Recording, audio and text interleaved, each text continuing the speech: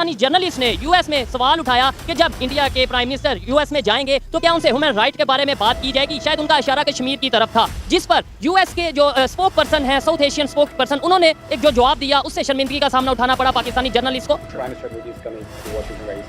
So, sir, will U.S. discuss the democratic backsliding and human rights issues with his? Our relationship with India is one of the most consequential. It is a consequential relationship. We work closely with the Indian government on some of our most vital priorities. Forward to hosting them here later this month and continuing to deepen our engagement on these issues. जी, इस पे बहुत ज़्यादा discussion हो चुकी है और गुज़श्ता 3 साल से इस पे तो आपने खुद देखा होगा कि हज़ारों लाखों वीडियोस आ चुकी हैं।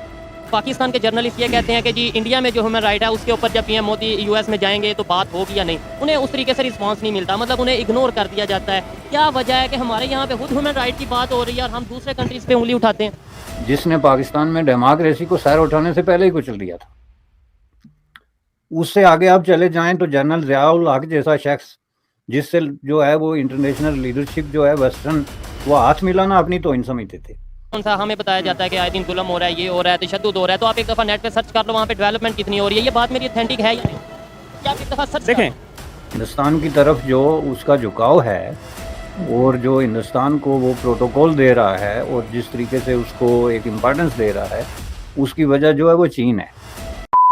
नमस्कार दोस्तों, तो आपने वीडियो देखी होगा जिसमें एक पाकिस्तानी पत्रकार यूएसए के स्पोक पर्सन से सवाल पूछा कि वो भारत के प्रधानमंत्री से कश्मीर में हो रहे ह्यूमन राइट पर बात करेंगे या नहीं, जिस पर उन्होंने उस पाकिस्तानी पत्रकार को खरी खरी सुनाई है। जो यूएसए के स्पोक पर्सन है ये इंडियन ओरिजिन के ही है और इनका नाम वेदांत पटेल है। पाकिस्तानियों के पास पैसा नहीं है पर ये कश्मीर का मुद्दा उठाते हैं बिना बात के। इनको नहीं पता एक दिन इनसे हम पीओके भी लेने वाले हैं। ये पाकिस्तानी ह्यूमन राइट की बात करते हैं, उनके वहाँ हिंदू के साथ क्या हाल होता है वहाँ से खबर आती रहती है, वहाँ पर कितने मंदिर तोड़े जाते हैं, उन पर ये बात नहीं करते। तो आगे पाकिस्तान के लोगों ने क्या बोला है वो मैं आपको दिखाने वाला हूँ और आप मुझे कमेंट में बताना कि वो सही कह रही है या गलत। पाकिस्तान के जर्नलिस्ट ये कहते हैं कि जी इंडिया में जो ह्यूमन राइट है उसके ऊपर जब पीएम मोदी यूएस में जाएंगे तो बात होगी या नहीं। उन्हें उस तरीके से रिस्पांस नहीं मिलता, मतलब उन्हें इग्नोर कर दिया जाता है। क्या वजह है कि हमारे यहाँ पे खुद ह्यूमन राइट की बात हो रही है और हम दूसरे कंट्रीज पे उंगली उठाते हैं। बिल्कुल जी, जो करंट सूरत हाल है ह्यूमन राइट्स के हवाले से वो तो सैडली बहुत बुरी है पाकिस्तान की इस वक्त। ठीक है, और ऐसी कंडीशन में हम किसी नेबर कंट्री या किसी भी कंट्री को कहें, वही बात आ गई कि पहले हम खुद उस पे अपने आप को करके दिखाएं, फिर ही आगे हम जाके कश्मीरियों के हकूक़ की बात कर सकेंगे, फिर ही जाके हम जो दूसरे मुस्लिम कंट्रीज़ हैं वहाँ जो ह्यूमन राइट्स की वायलेशन हो रही है उसकी बात कर सकेंगे। ठीक है ना, ऐसे ही है। बिल्कुल मैं इस बात से एग्री करता हूँ। अगर कहीं पे गलत हो रहा है नो डाउट उसकी मजम्मत करनी चाहिए, लेकिन पहले अपने घर को बेहतर करना चाहिए और दूसरे नंबर पे ये देखना चाहिए कि कहीं पे गलत हो रहा है या फिर प्रोपेगेंडा हो रहा है, ये भी चीज़ क्लियर करने की जरूरत है। लास्ट में यूथ को क्या मतलब करना चाहिए पाकिस्तान के बेहतर इमेज के लिए, इंटरनेशनल लेवल पे खासतौर पे सोशल मीडिया पे पाकिस्तान का बेहतर इमेज बनाने के लिए हम आप क्या कर सकते हैं। बिल्कुल जी, यूथ की जो है सारी रिस्पॉन्सिबिलिटी यूथ पे आयद होती है। ठीक है, सबसे पहले तो ये है कि जो मैस प्रोपेगेंडा किया जाता है सोशल मीडिया के थ्रू, आप उस पर मुकम्मल आपको उस पर तहकीक करनी चाहिए, बात की समझ आपको होनी चाहिए। ठीक है, मतलब एक सुनी सुनाई बातों पे आपको आगे उससे अवॉइड करना चाहिए, नहीं उसको फैलानी चाहिए। ठीक है, बात हम अगर लेट्स सपोज मैं कह दूं कि भाई कश्मीर में जो सा हमें बताया जाता है कि आए दिन जुल्म हो रहा है, ये हो रहा है, तशद्दुद हो रहा है, तो आप एक दफ़ा नेट पे सर्च कर लो, वहाँ पे डेवलपमेंट कितनी हो रही है। ये बात मेरी ऑथेंटिक है या नहीं? क्या आप एक दफ़ा सर्च देखें, डेवलपमेंट देखें हर जगह पे। अगर यहाँ कॉलोनियलिज्म जब आया था तो डेवलपमेंट यहाँ सबसे अच्छी डेवलपमेंट हो रही थी। पाकिस्तान में रेलवे का निज़ाम सबसे बेहतर था, गवर्नेंस बेहतर थी, तालीमी निज़ाम बेहतर था।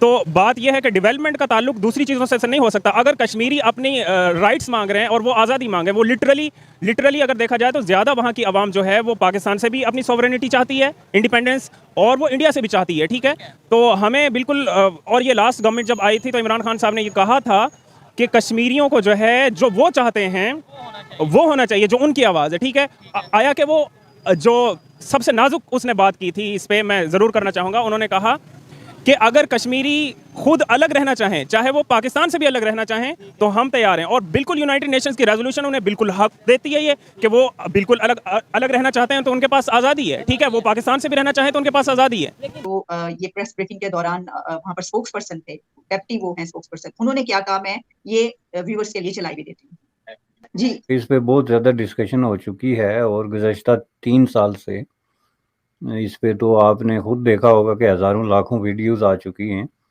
और ख़ुद हम भी जो है इस पे एटलीस्ट मुझे जहाँ तक याद पड़ता है कम से कम 50 से ज़्यादा प्रोग्राम कर चुके हैं बिल्कुल इस थीम पे कि इंडिया यूएस रिलेशनशिप क्या है और उस रिलेशनशिप के दरमियान वजह जो है क्या है, व्हाट इज़ द जो नेक्सस है वो क्या बनता है, why this relationship is developing. तो ये बुनियादी तौर पे एक इंटरनेशनल अफेयर्स का क्वेश्चन है। जो लोग इसमें इंटरेस्टेड हैं उनमें तो कोई इख्तलाफ राय नहीं है कि इंडिया और पाकिस्तान के दरमियान ये जो सारी हिंदुस्तान के दरमियान ये जो एक पीरियड चल रहा है इसकी वजह जो है वो चीन है।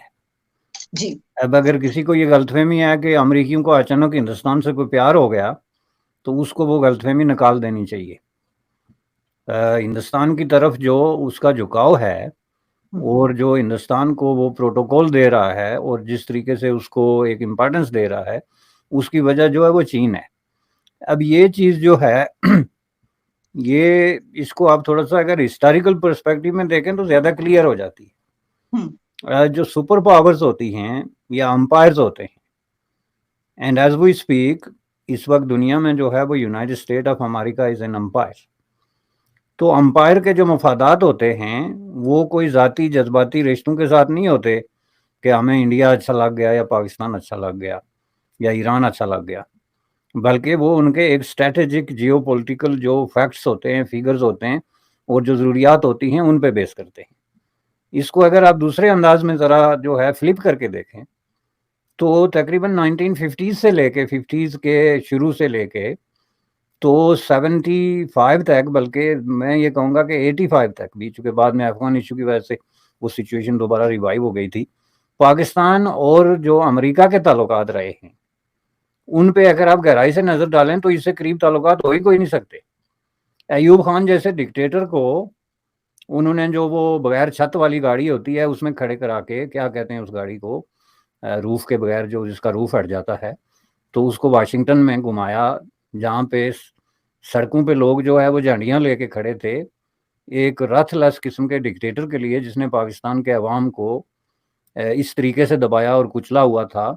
और वो आखिर में इस हद तक पहुंच गया था कि उसमें फातिमा जना जैसे शख्स को भी जो है वो अरेस्ट करने के बारे में एक दफ़ा मनसूबा बना दिया था, जिसने पाकिस्तान में डेमोक्रेसी को सर उठाने से पहले ही कुचल दिया था। उससे आगे आप चले जाएं तो जनरल ज़िया-उल हक जैसा शख्स जिससे जो है वो इंटरनेशनल लीडरशिप जो है वेस्टर्न वो हाथ मिलाना अपनी तौहीन समझते थे। इसलिए नहीं कि वो सिर्फ एक डिक्टेटर था, बस बल्कि इसलिए कि उसने एक इलेक्टेड प्राइम मिनिस्टर को जो है एक फेक जाली केस में जो है वो फांसी चढ़ा दिया था।